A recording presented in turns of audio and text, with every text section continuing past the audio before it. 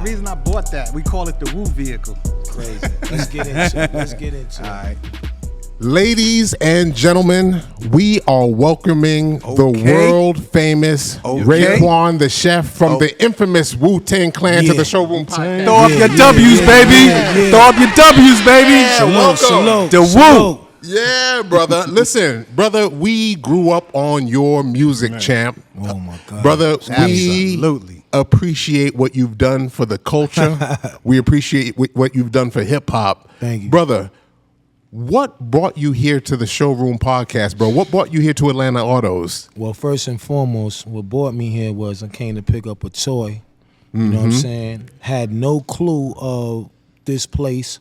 You know, and I lived in Atlanta. I was living in Atlanta since '99. Correct. And I was scheming on something special, and I had to call my brother, and he was like, "Yo, I know, my brother, he deal with all the vehicles thing. I'm an old man when it comes to picking shit out and shopping, so he know all the spots. Yep. So he was like, "Yo, we got to go here." Next thing you know, I come over here.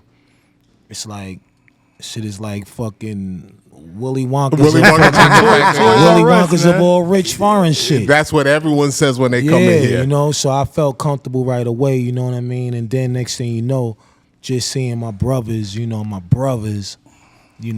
here, I ain't no racist man or nothing like that, but I love seeing black men, controlling the narrative and doing business. It really made me even feel more special, being here. Like I said, I lived in Atlanta, so I always been on some pro-black shit anyway when it come to that. But I got over here and seen all the toys out there. I said, yeah, this is the spot. As soon as I saw him, I was like, yo, Ray, you remember then me from Inglewood? Then Mike blew my head off and shit, because my career started in his hood. Yeah. You know what I mean? That's some crazy shit right there. So now I'm like, I know where I'm at.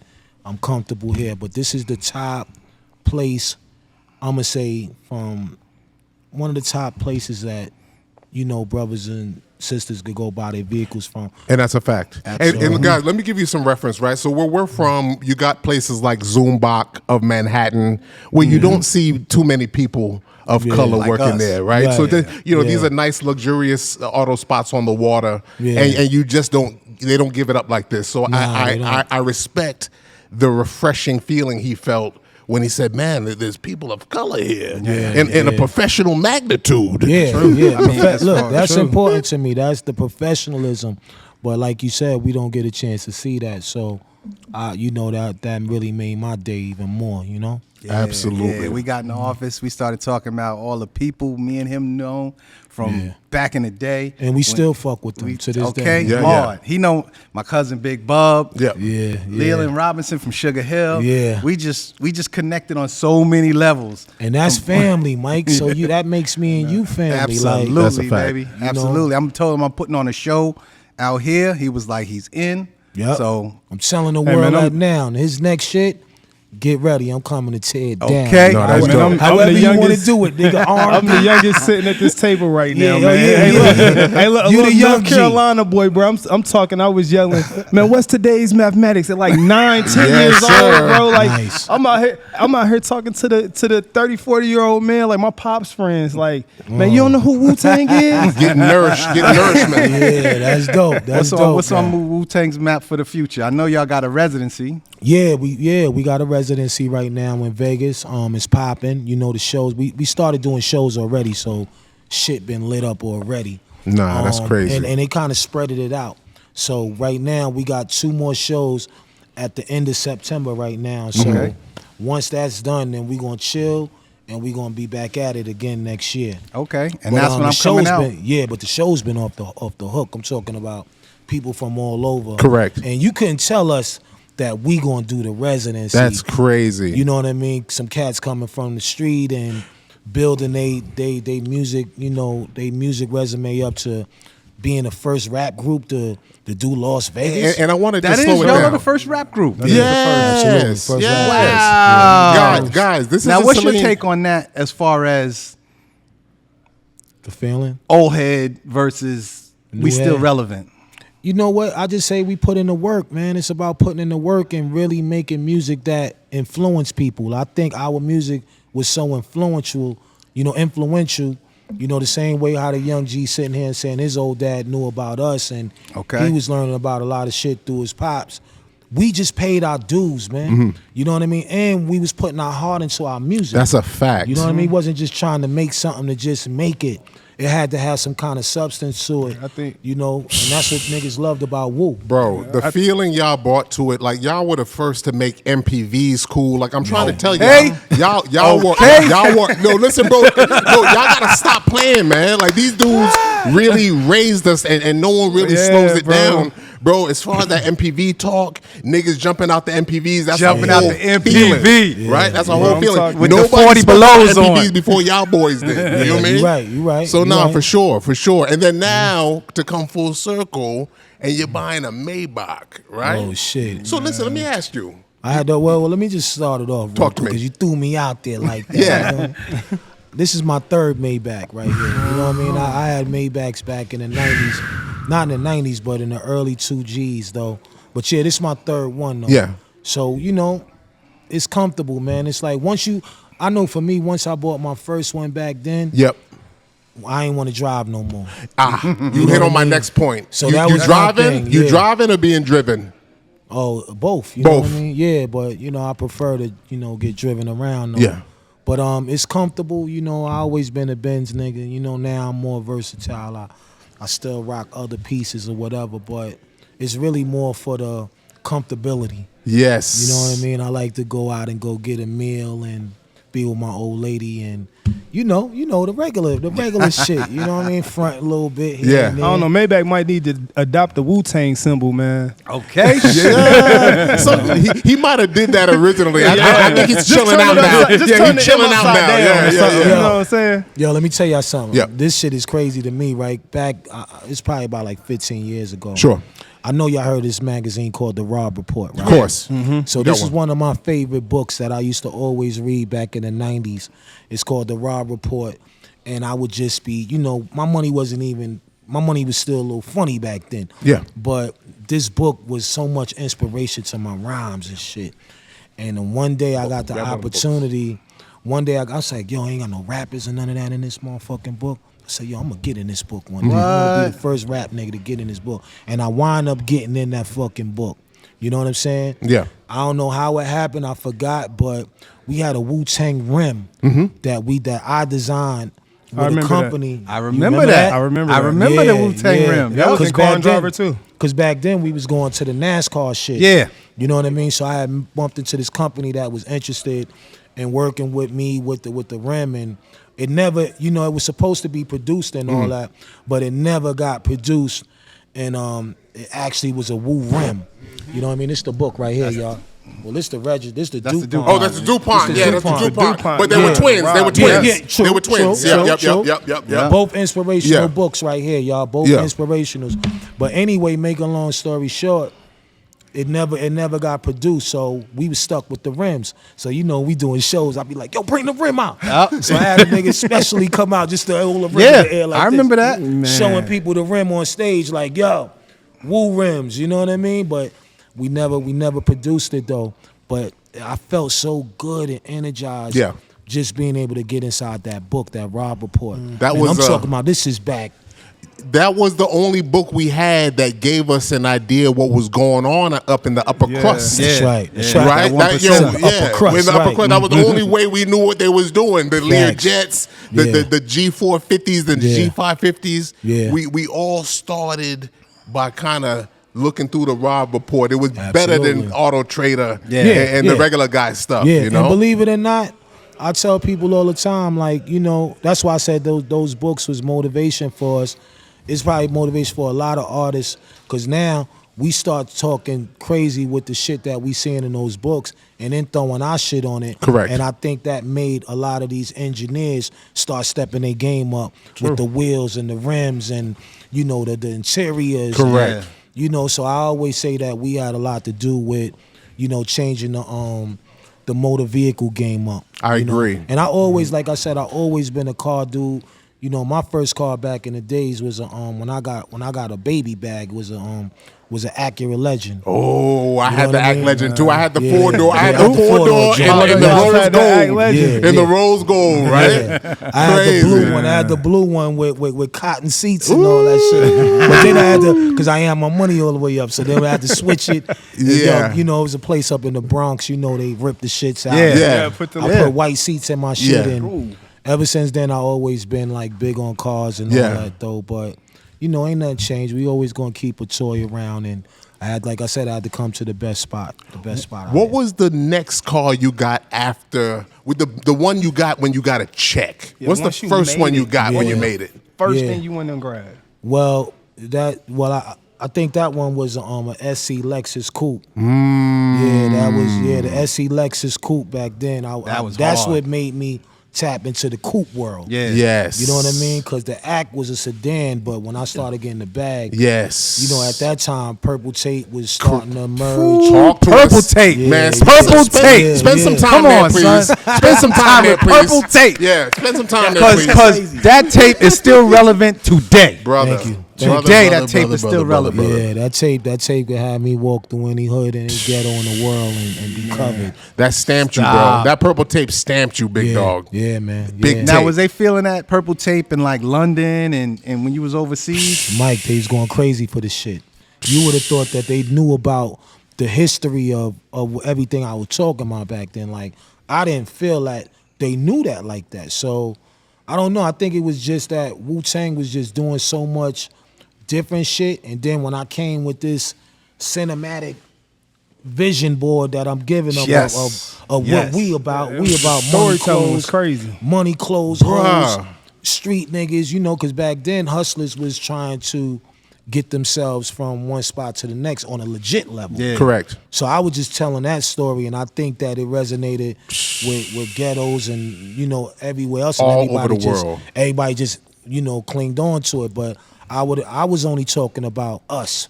That's So why I named here's the where I'm album. gonna give you your props and give Wu the props. Y'all was storytelling before Biggie. Yeah, well, yeah, Y'all I was- mean, yeah, you're right. When it came down to visualizing. Your visual, Yeah. because you Yeah. can listen to the purple tape and envision everything that was happening as you were saying it, Right. the way Biggie Right. used to. Or do. you could almost smell it, bro. Like the No, it's true. It's true. Nah, you right. And that's that feeling that resonates to all these barrios because cats really felt the lyrics. Like this was real street rap. Yeah, You know what I'm yeah. saying? And cats didn't water it down either. Like Wu gave it Nigga, it I up. told niggas I was smoking cracks and weed. Nigga. Now, how many niggas gonna get on there and say they was a crackhead and since- smoking it with weed? So since you want to go there, Go there. where did your name come from? Well, you know, the clan gave me the chef. You know, I was a 5%er back then. So you know, majority of the Wu, like 90% of us was 5%ers. So my name was always Shalal RAEKWON. That was my righteous name. You know, and then the chef came in by being a part of the clan, Wu-Tang Clan, you know, got that Asian martial arts vibe. So they named me the chef because they like, yo, you can rhyme to anything. This nigga rhyme to hard shit. This nigga rhyme to R&B shit. You know, and they know that I'm passionate when it come to cooking up shit. Correct. So the chef was the perfect name for me. And yeah, I couldn't come in the game and say, yo, it's an artist named Shalal. You know what I mean? Yeah, So yeah. we kept the RAEKWON instead of the Shalal. And now even today everybody call me Shalal. You know what I Correct. mean? But yeah, and then I got a lot of my fans, 90% of my fans call me Chef. So I'm like, I take it, but my name, I got multiple names. Yes, you do. Names Lex Diamonds, Yes. Louis Rich. Man. Okay. A couple of names. Yeah, Those yeah. are just my different alter egos. And we love all those alter egos. man, I brother, gotta each and get every some one. cooler names, man. yeah, you know. Chris ain't cutting it no more, man. It's just. I mean, I can't even put into words how Wu was part of my life growing up. Because, like I said, growing up in Harlem and just going down to the tunnel, Yes. going down. That's to, crazy. You know, I remember Riding going on 8th and all okay, that. And being at Rucker Park. I remember being at Rucker Park, Yeah. and y'all. That's the first time I really saw y'all come through with the minivans. Right. Yeah. And they yeah. came through deep. Yeah. We what in Harlem. Yeah. We was kind of we were supposed to be known as, we was fresh to death. That's a fact. And they came through and just shut us down. One day. Because y'all niggas stayed fresh up there. Like, Yeah, it's true. That's what we do. Yeah, Harlem. That's Listen, a Harlem let me tell you thing. something, and this is just a fact. We shot Cream up there right in front of Willie Burgers in Harlem, Nice. and we did that for a reason because we wanted to be where we felt New York was at its prime, At its state, prime. at its prime spot. So when it came down to doing the video, and they asked me, I said, "Yo, no, we going uptown. We going where niggas get fly at. Okay. Ponderosa House, the Rooftop." You know, all these places that I grew up as a kid going to at 15 years old, Polo Goose, Gucci sneakers, all this shit. Brother. Just, you know what I mean? Suits and all Like that. he went and stole And your guess where neighborhood. you visited? Guess where you visited and I was there? You bought the ice cream truck to Jamaica Avenue, brother. I don't know if you remember that. Listen, ladies and gentlemen, they bought the ice cream truck to Jamaica Avenue. We were all on Jamaica Avenue bugging out to these dudes with the ice cream truck. The girls had the little short tank top saying Butter Pecan Rican. It was the craziest thing you've ever Puerto seen. Rican. Bro, talking about. God, I was there, bro. Yeah. Jamaica Avenue on the red cobblestone road, bro. Right? On everything, bro. Coliseum right there, yeah. Yes, sir. And see, that's what to me helped, you know, give me that official stamp because we was knowing the spots to go to. Yes. It's a fact. You know, and I think that was so important for guys that were coming up in the game and being in the street. And like, yo, the last borough is really, these niggas is different. But a lot of people didn't know that Staten Island, you know, consists of a lot of cats from Queens, Brooklyn, Bronx, Manhattan, Yonkers. You know, a lot of cats came and lived on Staten Island because we thought, you know, our families thought it was a better place to live, which I guess at that time, but then things changed and you know, nobody really wanted to ride on the ferry like that. Bruh, Now I had a shorty over there. I gotta spend $12 every time I want to go see her. You spent it. Yo, bro, I used to spend $12 to check shorty in Staten Island, bro. Yeah. They was out there too. Yes, they was. And y'all had houses too. That's what's crazy. Y'all had real houses. We lived in like buildings and piss in the elevator. We live, that's how our shit is too though. But see, I'm gonna tell you about Staten Island. See, Staten Island is like, it's like if you have a pizza pie right here and you take a couple of slices on this side, you got the ghetto over here. But then you take a couple of slices over there, it's like, you know, mafia. It's mafia land out there. So it's a lot of big houses. Like, yo, we used to ride our bikes up to what's the name house? Paul Castellano house all the time. Stop playing. BMX bikes. We just would ride up there and just stare at the houses because we like, yo, mob niggas live 20 minutes from us. That's a fact. You know, so that's what I knew about Staten Island. And Italians they was still out there. You know, we went to school with these dudes, they kids. There and, you go. You know, so Staten Island is always spread out, but you got your hood. It's still dangerous. You get like, caught slipping out there now. For sure. And you know, back then we had a lot to prove too because we felt like we was the forgotten borough. Exactly. It's true. So it's like it's anybody true. coming out there, it's like, yo, hold up, he's a UFO. No, You know it's what true. I mean? He's an unidentified flying object. I'm sitting here with a bunch of New Yorkers right now. Yeah. I'm from little North Carolina. But I'm gonna say this though. Yeah. See, I grew up in Greensboro, Charlotte. It's a lot of New Yorkers, bro. So That's a fact. Just sitting here listening right now in the times that I've had to run back and forth to my first time somebody tried to rob me was in New York, bro. I got chased across Times Square, bro. I was 14. Oh, that's crazy. And the crazy thing is, I almost knew where to go from listening to their music. That's crazy. Like I'm dead serious. They had just built the Foot Locker. They had just put the Foot Locker on the other side of Times Square. I worked there, by the way. Bro, I went in Foot Locker. To buy some socks, bro, and came out of Foot Locker and somebody hit me with the Ayo. And I turned on. And my dad boxed, so he was up there for a fight. I'm like, man, this ain't.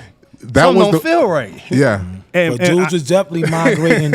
See, back in those days, everybody, New Yorkers was migrating all over, and you had guys going to Virginia, you had guys going to Newark, had to go to North Carolina. I remember North Carolina was popping back then. Wilson, you know, a lot of hustlers got rich out there. You know, and met a lot of guys that was rich out there back then. So you left New York. You came to Atlanta for a little while. Where you at now? Yeah, I'm on the Texas side right now. Okay. Yeah. Texas is starting to pop. Texas is popping. I mean, you know, Texas been popping in their own little way, but I guess where I'm at, I'm not actually like in Houston or nothing like that. I'm in another space. No, quiet. Yeah, more quiet, peaceful, and just it's time to relax your body a little bit. That's a fact. You know, we've been doing the work for a long time, and I just want to sometimes come home and have a peace of mind. At this stage of your life where we older, you still out there touring a lot. What do you do to keep yourself healthy?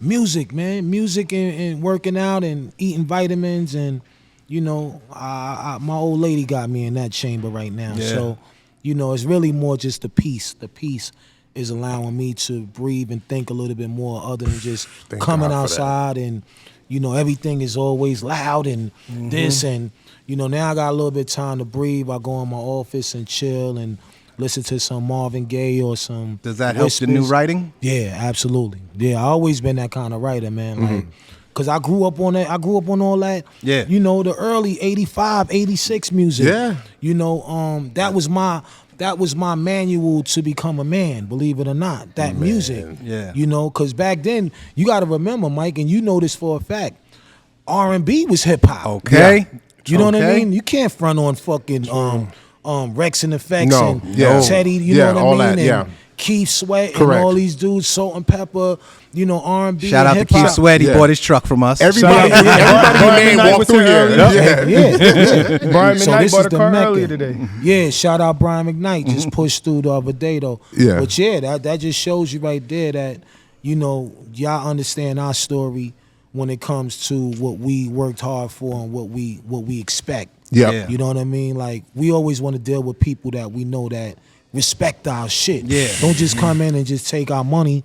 You know that we work hard to be where we at. Know the culture. And this is the mecca of buying. Like, I'm gonna be honest, like, y'all blowing car dealerships like out the water. Yeah. So for y'all to be an independent, you know, an independent business that I got so much shit. Like, we could look out there and see over fucking 200 cars right now. I don't see one crazy car out there. I see all top of the line. So to be black, you know, and see that is amazing, man. And the energy is just in the building for me right now. That's absolutely. Dope. Thank you. No question. We saw you checking out the Cybertruck. Give me your honest thoughts about this one, brother. I don't like him. Hold on. I don't like him. But hold up. Let me retract. It's the way you flip it, though, the way you freak it. Yeah. So some niggas is freaking they shit. When I see this, you know, if I buy one, it would only be for me to be like a storage holding type of car. You know what I mean? Okay. Either that, or I'll probably be on the beach in the sand and just have that shit and pull out the fucking rug, lay it in the back with my shorty, listening to some motherfucker. Definitely the coolest refrigerator you can buy. The most expensive refrigerator it's you like can a buy. luxury toaster. It's like Okay. it's a luxury toaster, but I ain't gonna front. I'm in and out with it because every time I see one, it's definitely gonna, you know, make you turn your head though. But I'm seeing a lot of rap cats flipping them. Yeah. And then, you know, Trey the Truth flipped his shit. Yeah, I just saw what's his name? Slim Thug. Slim Thug flipped his shit. Little Baby got that red joint look crazy. I mean, that's the thing about the culture, man. Like hip hop definitely changed the car scene. It made a lot of people who didn't think that they could afford these cars afford them. That's part of the culture here in this dealership. Is you might not think that people come in here and look all the time, and then they end up having a quick conversation with one of us, and a couple months later they in here buying a Lamborghini. We responsible for all this new shit that we're making, man. I'm just gonna tell you that from OG to little OG. We responsible for them, for all these designers getting crazy and all of that. It's a fact. And taking it there and putting 24s and you know what I mean? Tesla offers wraps now. You know who I want to shout out? I want to shout out the black designer who designed the Chrysler 300. He doesn't get enough credit because he set the tone for these major corporations to pay attention to us. Right. Because we're not the face that they design these things for on the big boards when they're creating these things. And so you saying he was the pioneer of well, just as far as these new cars really addressing and appointing things the way we like them, he did the Chrysler 300 that really gave that look, you know, which was the poor man's Rolls Royce, but it still gave the appointments that we wanted. He had it going on. Nobody can't front on him. You know what I mean? You know, if you seen a nigga with one of them, you know he ain't have a couple. He ain't have a lot of money. He had a couple of hours. couple bucks. He had a couple of dollars. We respected him. Man, I love the fact that you came in. I love the fact that you spend time with us. I gotta thank you. Nah, likewise. One final question, just as a flex, who's the biggest contact in your cell phone right now? Who would surprise us that you could pick up the phone and call right now? Damn. That's crazy right there. Well, my biggest flex is probably being able to get on the phone with Slick Rick and shit. Oh, you know what I mean? That's my biggest flex because at the end of the day, I look at that era, that time, those guys was doing it.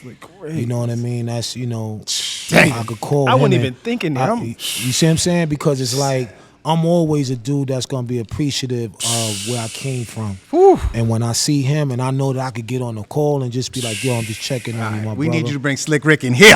Oh yeah, Yo, Roller. Oh, he'll be here. Trust me. Slick. Roller definitely, Bro. and his car game is amazing as well too. So You jumped into my final one. Talk Lastly, to me, baby. Talk to me. who has the illest car collection that you know? That you know. it's crazy right there. You can say you. Nah, I ain't got the illest though. I got a couple of things. I ain't crazy. I Who wanna- always got some shit? And I you're might like, need. Hold on. I "God gotta get a. What's the name? damn." A phone a friend? Who? Oh, a friend of mine. Oh, all right. Well, yeah, my man Russell Peters. Yeah, Russell Peters. Russell Peters. You know who that is? No, I don't. Russell Peters is a super deluxe comedian, a friend of mine, that young cat from Canada. Yep. But his car collection What he got? is crazy. He killing He it. got everything from the killing it. Spur, I love it. all kind of shit. I don't Everything. even know. I don't even And know. real quick, But it's a lot of cats out there that's doing anything too. But him, he got all kind of shit. my man's got a bunch of Ill toy chest right there. That's dope. businesses. Got Historia, the dispensary that's coming up. Yes, sir. Licata Wine. It's a new album dropping for Wu-Tang, man. We want to try to bring some recognition to those business ventures that you got going on. Appreciate man. that. Really appreciate you coming Appreciate out too. that. Yeah. Like he said, man, I'm about to open up a dispensary in Newark, New Jersey. Everybody get ready. This is going to be a nice, dope place. We giving a lot of jobs to the community. Nice, people in the nice. neighborhood, And they turning Newark around. Yeah. Oh, they flipping Newark They right just now. flipping Newark. Newark is getting ready to pop off, and I'm glad to be a part of it and get that acceptance from people out there. So I want everybody to come out. The name of the place is going to be called Hashstoria, like hash and then Storia. Dope. Because Nice. a lot of times people don't know how to pronounce it. Hashstoria. It's going to be a consumption lounge / dispensary. So you will be able to come in there. You'll be able to purchase flowers. You get educated on the flowers, and then also you'll be able to come in and you can go upstairs and chill and listen to Nice. some of Chef's Okay. crazy playlist. My playlist is stupid. Crazy, bro. Stupid. So, and then also, you know what I mean? The young G, he bought up my wine. Yep. I know a lot of y'all may have not known, or maybe y'all did. I have a wine out called Licata. You know what I mean? It's like a sky blue titanium bottle with a suede top. Nice. I designed it. It's a red sparkle wine. Y'all can get it online if y'all want it. It's called Licata. I came up with the name. You know what I mean? I'm always trying to do things outside the box Yep. to, show people that, never stop dreaming. No. Never stop dreaming about the things you want to do and what you want to accomplish. So that's going on.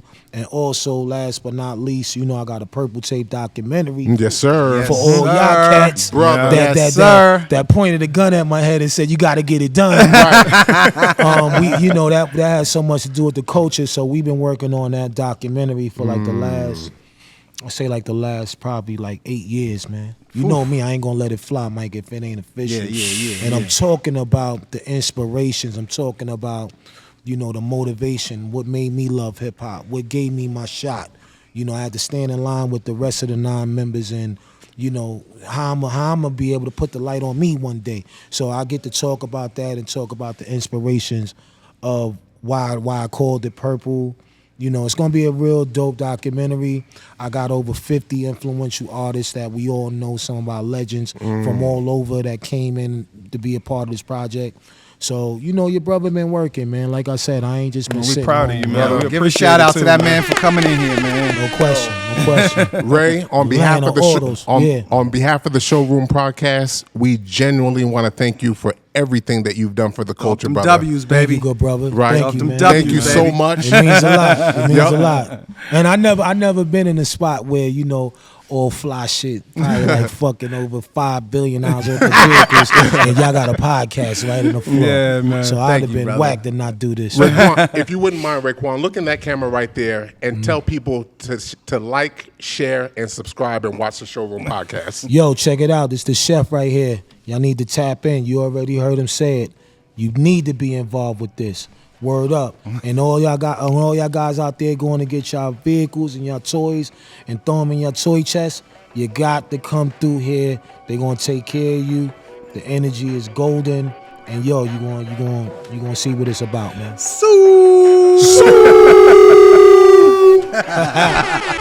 Yeah, that was dope. Fishing, real quick. Oh, y'all niggas been doing it like y'all. Shit, y'all been doing this shit for years already. Holy shit. Y'all been doing it like